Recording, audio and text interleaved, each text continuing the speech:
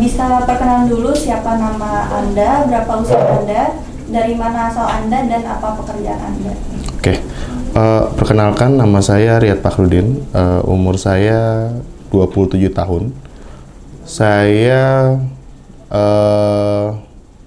apa tadi? Sorry. Asal. Atau bisa nggak? Namanya siapa, habis itu baru ke... Audio roll and action. Oke, boleh perkenalan siapa nama Anda? Nama saya Riyad Fakhrudin. Oke, berapa usia Anda? Usia saya 27 tahun. Lalu dari mana asal Anda? Asal saya dari Jakarta. Dan apa pekerjaan Anda? Pekerjaan saya sebagai kepala toko di official store. Oke, bisa diceritakan lebih lanjut bagaimana keseharian Anda dalam pekerjaan tersebut? Kalau dalam pekerjaan sehari-hari saya itu bekerja sebagai kepala toko yang mengurus merchandise dari LGN, gitu. Oke. Kalau keseharian lain seperti ada kegiatan lain kah atau ada suatu usaha yang lagi dijalankan? Kebetulan saya itu desain grafis, jadi saya itu biasanya menjalankan pekerjaan freelance.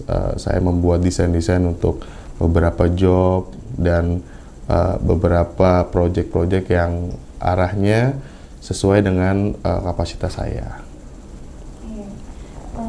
Terus lanjut, apa yang menginspirasi atau memotivasi Anda untuk meneruskan komunitas LGN dan seberpengaruh apa dalam kehidupan Anda? Kenapa harus meneruskan ya? Karena perjuangan ini memang harus ada regenerasi terus sampai legalisasi ganja di Indonesia itu bisa tercapai.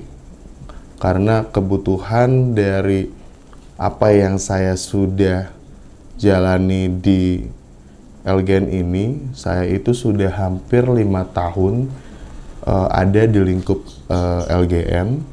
Jadi saya itu banyak sekali ketemu orang-orang yang mereka itu sangat membutuhkan tanaman ganja ini untuk digunakan atau dimanfaatkan untuk kebutuhan kesehatan. Jadi itu adalah motivasi saya juga untuk membantu dan menyuarakan suara mereka supaya apa yang mereka inginkan, yang mereka ingin manfaatkan terkait tanaman ganja itu bisa didapatkan oleh mereka. Gitu. Kan tadi Kak itu meneruskan LGN ini. Itu tuh ada pengaruh dalam kehidupan Kakak atau gimana? Apa seberpengaruh apa komunitas LGN ini terhadap kehidupan Kakak? Kalau bisa dibilang berpengaruh, sangat berpengaruh ya, dari lingkup keluarga, lingkup pertemanan gitu ya, dari keluarga yang tidak percaya terhadap apa yang saya sedang jalankan gitu ya. Lalu dari teman-teman yang bisa dibilang ada yang mendukung, ada yang mungkin bisa dibilang itu mereka mewanti-wanti untuk yang pertama sudah pasti harus hati-hati ya, karena ini tidak isu yang tidak biasa di Indonesia. Dari lingkupku yang aku rasakan gitu ya, kurang lebih bisa dibilang kalau dalam gambarannya banyak orang yang support dan banyak juga orang yang kontra, tapi overall semuanya itu mereka sangat support dengan apa yang saya lagi sedang jalankan. Dari meneruskan LGN ini, itu kenapa Anda mau meneruskan LGN? Apakah ada hubungannya dengan suatu pengalaman di hidup atau kenapa? Kalau pengalaman hidup sudah pasti ya, karena saya ada di lingkup LGN dan saya sangat mengenal tanaman ganja tersebut. Jadi kalau dasar dari pengalaman di negara kita itu melihat sebuah tanaman ini sebagai tanaman yang hanya berfokus pada hukuman yang tidak dilihat lebih dalam lagi pada tahap yang ilmu pengetahuan gitu atau saintifik. Hal itu yang pada akhirnya pengalaman saya dalam dunia ganja ini gitu ya, itu yang banyak teman-teman saya, lalu ruang lingkup dalam lingkungan di LGN ini gitu ya, banyak yang membutuhkan, banyak yang terkena dikriminalisasi dari hukum tersebut, banyak juga hal-hal yang mungkin kita nggak bisa sebutkan gitu satu persatu gitu, karena problem hukum dari narkotika ini yang pada akhirnya kejelasan dan kemanfaatan yang harusnya bisa dimanfaatkan itu tidak bisa disalurkan kepada orang yang sangat-sangat membutuhkan, dan memposisikan si ganja ini dengan stigma yang sangat dalam dan sangat berat dalam lingkup masyarakat. Itu yang menjadi posisi ganja ini tidak baik untuk orang yang mengalami penyakit atau penyintas penyakit yang membutuhkan pengobatan tanaman ganja. Seakan-akan dalam konteks ganja tersebut, pada akhirnya stigma itu kuat dan akhirnya masyarakat itu bukannya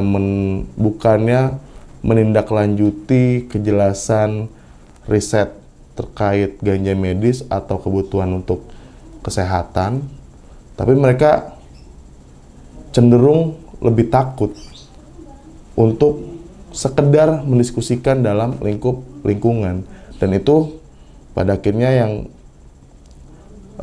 saya bawa ke dalam LGN ini atau gerakan ini adalah kita mau mencoba untuk merubah stigma, merubah fobia terhadap tanaman ganja. Bisa diceritakan bagaimana awal mula LGN terbentuk? Ini bisa dibilang karena LGN itu perkumpulan ya. Dia itu perkumpulan, jadi LGN itu adalah tadinya itu sebuah perkumpulan diskusi di kampus, di taman, lalu merambah ke dunia sosial media, yaitu saat itu era-eranya Facebook. Jadi para pendahulu kita membuat ruang diskusi dalam sosial media, yaitu Facebook, yang di situ berdiskusi berdiskusi terkait tanaman ganja dan apapun terkait tanaman ganja. Lalu dari grup tersebut lahirlah LGN gitu. Dari beberapa pertemuan, dari beberapa diskusi, lalu pada akhirnya LGN itu lahir gitu. Selanjutnya, apa saja kegiatan yang sudah dilakukan LGN untuk meningkatkan kesadaran masyarakat?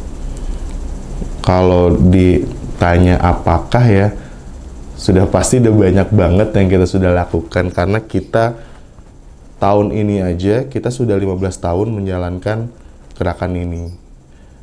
Kalau kita bisa garis lurus dari kita awal-awal itu perjalanan kita mengedukasi ya tadi ya. Mengedukasi itu dari kita turun ke jalan, memberikan informasi terkait tanaman ganja, bahwa ganja itu bisa dimanfaatkan tadinya. Lalu kita berfokus pada isu tentang Undang-Undang Narkotika Nomor 35 Tahun 2009 yang harus atau segera dirubah atau direformasi. Lalu ketiga adalah riset tanaman ganja. Jadi selama perjalanan LGN sampai detik ini, di tahap awal LGN itu, saat munculnya LGN ke publik, ini menurut saya memposisikan LGN itu memberitahu atau menginformasikan dan mengedukasikan ke masyarakat secara luas bahwa tanaman ganja ini bukan hanya sebagai tanaman yang hanya digunakan untuk rekreasi aja, tapi ada beberapa hal yang bisa dilakukan, yang bisa yang bisa dikembangkan, yang bisa digunakan untuk keperluan yang lebih positif. Jadi hal dasar dari kenapa pada akhirnya edukasi di awal itu memberitahukan terkait pengenalan terkait tanaman ganja ini lebih dalam lagi.